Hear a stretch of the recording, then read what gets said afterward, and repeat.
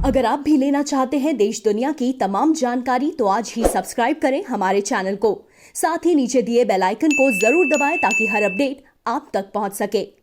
नमस्कार, आप देख रहे हैं प्रभा साक्षी और मैं हूं आपके साथ रेणु तिवारी। ये हमारा खास प्रोग्राम है फिट हैं तो हिट हैं।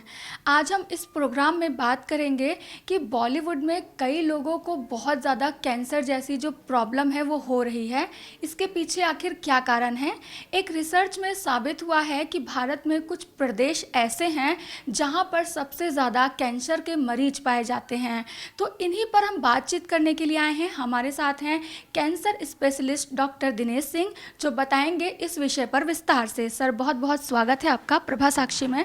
सर, जानना चाहूँगी कि जैसे आपने भी हाल ही में सुना होगा कि काफ़ी ज़्यादा कैंसर के पेशेंट की जो गिनती है वो बॉलीवुड की ओर से बहुत ज़्यादा आती है। नाम नहीं लेना चाहेंगे लेकिन मीडिया में हर किसी के बारे में पता है क्या है। तो आपके अकॉर्डिंग इसके पीछे क्या कारण है, और जो रिसर्च आई है कि भारत में कुछ कुछ प्रदेश है जहाँ पर बहुत ज़्यादा कैंसर के पेशेंट हैं, तो उस पूरे विषय पे आप क्या कहना चाहेंगे। इसमें जो अभी ग्लोबोकॉन का डाटा पब्लिश हुआ है, ग्लोबोकॉन एक इंटरनेशनल कंपनी है जो यूएनओ, डब्ल्यूएचओ और अमेरिकन कैंसर सोसाइटी के साथ में एसोसिएटेड है। तो उसमें जो इंडिया स्पेसिफिक डाटा है उसमें देखा गया कि इंडिया के अंदर डिफरेंट पार्ट्स में कैंसर होने का इंसिडेंस अलग अलग है।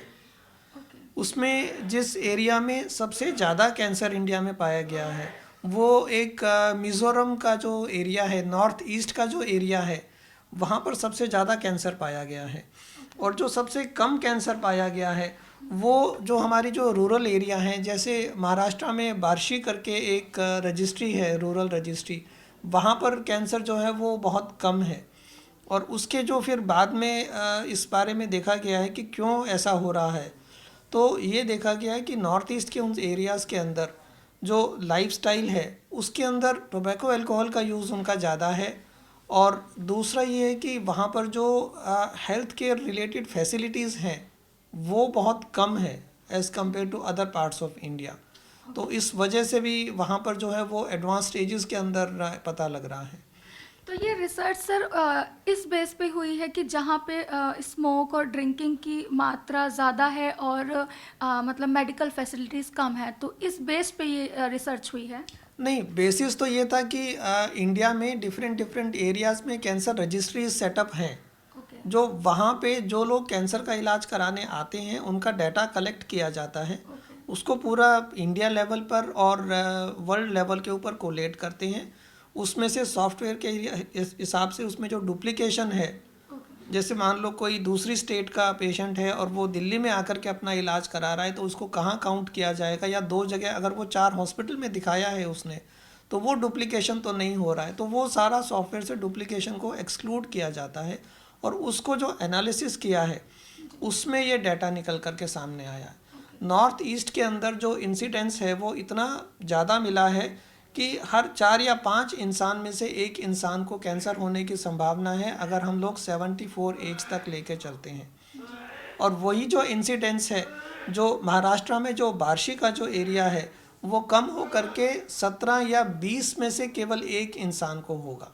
इतना तक गैप है, 1 in 4 वर्सेस 1 in 17। और फिर जैसे हम लोग बात कर रहे थे कि बॉलीवुड की कि बॉलीवुड में क्यों ऐसा देखा गया है कि कैंसर का इंसिडेंस ज़्यादा है। एक बात तो ये कि ऐसा कोई डाटा सब्सटेंशिएटेड नहीं है। या तो ये हो सकता है कि वहाँ जो बॉलीवुड में जो लोग काम करते हैं वहाँ पर स्ट्रेस का लेवल काफ़ी ज़्यादा रहता है as compare to other professions. और स्ट्रेस का सारी बीमारियों से एक डायरेक्ट रिलेशन होता है। एक स्टडी हुई थी अमेरिका में जिसमें उन्होंने जो हमारे शरीर के जो क्रोमोसोम लेवल्स हैं उस क्रोमोसोम में टीलोमरेज एक पार्ट होता है, उसकी लेंथ को उन्होंने स्टडी किया था। और उन्होंने एक पॉपुलेशन जिसमें करीब 1000 लोग के करीब थे उनको स्टडी करना शुरू किया, उनके डीएनए और क्रोमोसोम और टीलोमरेज की लेंथ को over a period of 20, 30, 40 years. तो उन्होंने ये देखा कि आगे चल करके जो लोग ऐसे प्रोफेशन में गए जिनमें स्ट्रेस लेवल ज़्यादा था या जिनकी फैमिली सिचुएशंस ऐसी हो गई जिनमें फैमिली की वजह से स्ट्रेस लेवल ज़्यादा था, तो उनमें टीलोमरेज की लेंथ शॉर्टनिंग हो रही थी, और उन लोगों में कैंसर भी ज़्यादा मिला, उनमें ब्लड प्रेशर, डायबिटीज़ और हार्ट की बीमारियां वो सब भी ज़्यादा मिली। So this stress can be one factor in Bollywood. जो दूसरे फैक्टर्स हैं वो उसमें जो सब्सटेंस एब्यूज़ है, जैसे टोबैको है, अल्कोहल है, और आजकल काफ़ी ये ड्रग्स के बारे के अंदर भी काफ़ी कुछ आ रहा है मीडिया के अंदर, ये एक दूसरा लेवल है। तीसरा, इनमें जो बॉलीवुड में जो लोग काम कर रहे हैं उनमें फैमिली सपोर्ट जो है वो बहुत कम होती चली जाती है। उनका वर्किंग लाइफस्टाइल है, उनको फैमिली से अलग रहना पड़ता है, ऑड वर्किंग आवर्स होते हैं, रात रात भर लॉन्ग वर्किंग शिफ्ट्स होती हैं जिसमें उन्हें काम करना पड़ता है। खाने पीने का उतना जो है एक हेल्दी लाइफस्टाइल मैनेज नहीं हो पाता है। बहुत कम लोग हैं जो अपना होम कुक्ड फूड उसके अंदर बना करके और ले पाते हैं। उनको स्ट्रीट फूड और जो दूसरा फास्ट फूड है उस पर रिलाई करना पड़ जाता है। फिर क्या होता है कि उनके जो वर्क शेड्यूल्स हैं वो इतने बिजी रहते हैं कि अगर कोई एलिमेंट होती है, कोई प्रॉब्लम हो रही है उनको, तो वो अपनी हेल्थ को इग्नोर कर लेते हैं कि अभी मेरे पास में हॉस्पिटल जा कर के और ये कराने के लिए इतना टाइम नहीं निकाल पाऊंगा मैं। तो जो एड्रेसिंग द हेल्थ इश्यूज़ है वो एक बैक सीट लेकर के वो पोस्टपोन होता चला जाता है। अब वो टाइम की वजह से है या फिर उनकी पब्लिक इमेज होती है, वो उसका भी उनको ध्यान लेके चलना होता है कि वो कहाँ जा कर के कितना वो कर सकते हैं। इन फैक्टर्स की वजह से जो है वो उनके अंदर ये ज़्यादा है। फिर दूसरा, उनको अपने को फिज़िकल फिट रखने के लिए कई बार उनको अपने रोल के हिसाब से अपनी बॉडी को मॉडिफाई करना होता है। कई बार उनको वेट गेन करना पड़ जाता है काफ़ी, और कई बार उनको वेट लूज़ करना पड़ता है। जब भी हमारे शरीर में वेट गेन होगा और वेट लूज़ होगा, हमारे जो सेल्स हैं वो हर एक सेल की एक स्पेसिफिक साइज़ और शेप रहता है जो नेचर की तरफ से प्री डिसाइडेड है। हम जब भी उसको आर्टिफिशियली इन्फ्लेट या डिफ्लेट करते हैं, इंक्रीज़ या रिड्यूस करते हैं, तो वो डेफिनेटली हमारे शरीर को डैमेज करता है। वंस इन ए वाइल ठीक है। अब जैसे नॉर्मल हम लोग लेते हैं कि जो लेडीज़ में प्रेगनेंसी होती है, लैक्टेशन होता है, उस टाइम पर जो शरीर में चेंजेस आते हैं वो एक नेचुरल चेंजेस हैं जो एक हेल्दी बेबी के लिए एक इम्पॉर्टेंट होते हैं। बट अगर हम अपने प्रोफेशन के लिए बहुत फ्रिक्वेंटली ऐसे अगर चेंजेस करने लगते हैं तो उसका एक ड्रॉबैक रहता है। तो इन सारे फैक्टर्स का कॉम्बिनेशन होने की वजह से, और दूसरा ये होता है कि कैंसर तो और लोगों को भी होता है पर इतना हाइप नहीं होता है, लेकिन बॉलीवुड का एकदम से फिर वो हाइप हो जाता है।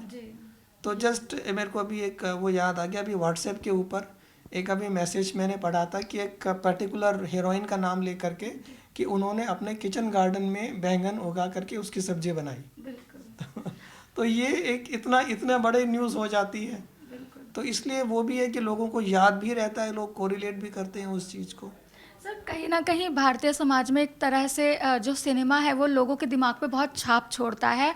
तो मतलब अभी आम इंसान को कोई कैंसर जैसी प्रॉब्लम हो जाती है तो वो इतना उनसे कुछ सीखता नहीं है, उतना कुछ प्रभाव नहीं पड़ता है। लेकिन एक बॉलीवुड के किसी सितारे को, बड़े सितारे को ऐसी प्रॉब्लम होती है तो लोगों में थोड़ा बहुत डर भी आता है कि इतना बड़ा इंसान था, वो अपना इलाज इस तरह से नहीं करा पाया और उसको प्रॉब्लम हो गई, शरीर से हार गया। तो कुछ इस तरह से चीज़ें होती हैं। तो इसके अलावा जो आपने बताया एक स्टडी के बारे में, तो क्या मुंबई इस समय रेड जोन में कहेंगे इसको? इस टाइम जितने भी हमारे मेट्रोज हैं जी, दिल्ली का इंसिडेंस बॉम्बे से ज़्यादा है। ओके। और अभी जो एक और जो ट्रेंड जो उसमें सामने आ रहा है वो ये आ रहा है कि जो कैंसर लेडीज़ में है वो जेंट्स के मुकाबले अब उसको ओवरटेक करने वाला है। अभी तक अमूमन तौर पे क्या होता था कि उसमें जेंट्स में और लेडीज़ में कैंसर बराबर रहता था। जो हम टोटल कैंसर पेशेंट देखते थे उसमें से तकरीबन 50% मेल होते थे और 50% फीमेल होती थी। अब जो हो रहा है वो फीमेल का परसेंटेज मेल से ज़्यादा होने लगा है कैंसर के अंदर। तो इसका रीज़न क्या है सर? इसका जो एक सबसे बड़ा रीज़न जो है, जो सबसे बड़ा कंट्रीब्यूटिंग फैक्टर है वो है ब्रेस्ट कैंसर। अच्छा। एक तो ये है कि ब्रेस्ट कैंसर मेनली फीमेल्स में ही होता है, 99:1 की रेशो रहती है फीमेल:1 की। और दूसरा, पहले जो था हिंदुस्तान में तकरीबन कुछ साल पहले तक सर्विक्स कैंसर नंबर 1 कैंसर था लेडीज़ का। बट अब कुछ साल से सर्विक्स कैंसर का इंसिडेंस कम होता जा रहा है और ब्रेस्ट कैंसर का इंसिडेंस बढ़ता जा रहा है। सो मच सो गांव के अंदर भी अब ब्रेस्ट कैंसर का इंसिडेंस बढ़ रहा है। उसका रीज़न ये है कि जो कारण है ब्रेस्ट कैंसर के और सर्विक्स कैंसर के, वो एक दूसरे से उलट हैं। जैसे ब्रेस्ट कैंसर में अगर प्रेगनेंसीज कम होती हैं, ब्रेस्ट फीडिंग कम होती है, तो ब्रेस्ट कैंसर बढ़ जाता है। सर्विक्स कैंसर में अगर number of pregnancies, number of deliveries ज़्यादा होती हैं, तो सर्विक्स कैंसर ज़्यादा होता है। दूसरा जो पर्सनल हाइजीन है, पर्सनल हाइजीन जितना बेटर और इम्प्रूव होता चला जाएगा, उतना सर्विक्स कैंसर होने के चांसेस कम होते चले जाते हैं। तो एक जो ये जो हमारा समाज में जो चेंजेस आ रहे हैं कि लेडीज़ अपने पर्सनल हाइजीन के लिए जागरूक हो रही हैं, और दूसरा उनमें जो नंबर ऑफ चाइल्ड बर्थ हैं वो कम हो रहे हैं।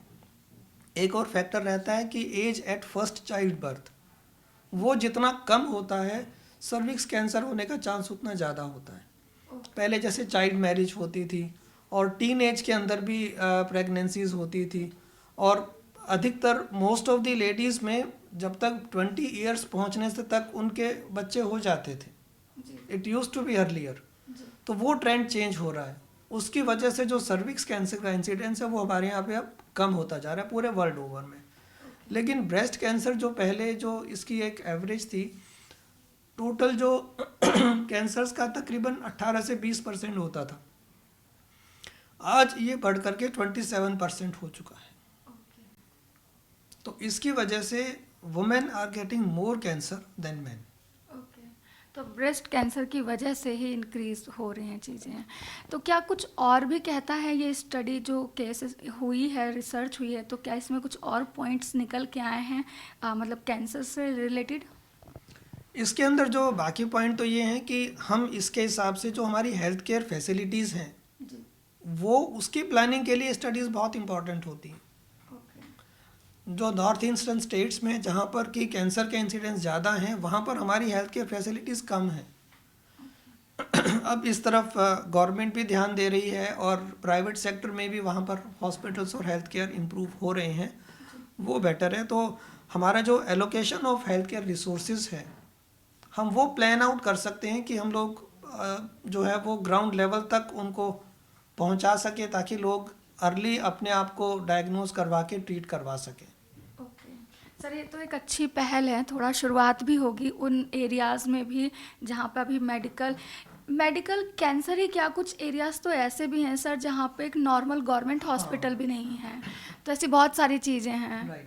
तो सर, कैंसर दिवस है तो उसके ऊपर आप हमारी जनता के से क्या कहना चाहेंगे? इनफैक्ट कैंसर दिवस हर साल 4 फरवरी को आता है, और बेसिकली जितने भी ये दिवस होते हैं ये हमें उसके लिए जागरूक करने के लिए होते हैं। तो हमें कैंसर बीमारी के लिए जागरूक होना है, अपने शरीर के प्रति जागरूक होना है, लाइफस्टाइल हमारा अच्छा होना चाहिए, खाने पीने पे ध्यान दें, वेट गेन ना करें, अपनी अच्छी एक्टिविटी रखें, और कोई भी प्रॉब्लम अगर हो रही है और 2 हफ्ते या उससे ज़्यादा प्रोलॉन्ग कर रही है, हमें उसको इग्नोर नहीं करना है, और उस पे हमें एट द अर्लीस्ट अपना जो फैमिली डॉक्टर हैं या कैंसर स्पेशलिस्ट हैं उनसे मिल करके हमें अपनी जांच करवा करके जल्दी ट्रीटमेंट करवा करके और स्वस्थ रहना है। बहुत बहुत धन्यवाद सर आपका इन तमाम जानकारी के लिए। तो जैसा कि सर ने बताया कि एक रिसर्च हुई है जिसमें तमाम तरह की चीज़ें सामने आई हैं, और इसमें ये भी बताया गया कि कैसे बॉलीवुड में किस लाइफ स्टाइल की वजह से कैंसर के ज़्यादा पेशेंट आ रहे हैं। ऐसे ही लेटेस्ट अपडेट के लिए देश दुनिया की तमाम खबरों के लिए आप बने रहें प्रभा साक्षी के साथ। नमस्कार।